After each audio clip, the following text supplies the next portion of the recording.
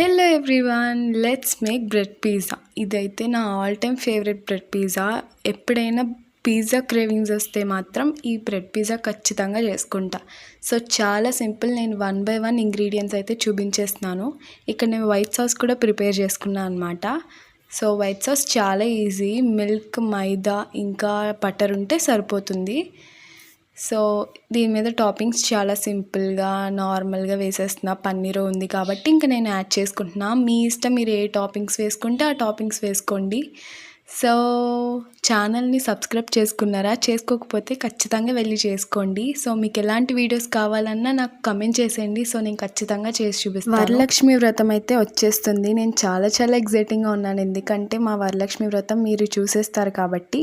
So మేము ఎలా చేసుకుంటాం ఏంటని ప్రిపరేషన్, డెకరేషన్ ఇంకా పూజ అంతా చూపిస్తాను. వ్లాగ్ వస్తుంది. సో అంతవరకు సబ్స్క్రైబ్ చేసుకోవడం అస్సలు మర్చిపోద్దు. అండ్ ఇన్స్టాగ్రామ్లో కూడా ఫాలో అవ్వడం అస్సలు మర్చిపోకండి. సో ఇక్కడైతే బేక్ అయిపోయింది. ఈ తవాలో కొన్ని వాటర్ అనేది యాడ్ చేశాను కింద మాడిపోకుండా. సో పిజ్జా అయితే చాలా స్పైసీగా, చీజీగా, వైట్ సాస్తో చాలా చాలా చాలా బాగుంది. ఎప్పుడైనా పిజ్జా క్రేవింగ్స్ వస్తే మాత్రం ఇలా సింపుల్గా చేసుకోవచ్చు. సో మీరు ట్రై చేసి నాకు కమెంట్ చేసేయండి. నెక్స్ట్ వీడియోకి వద్దాం. Bye guys.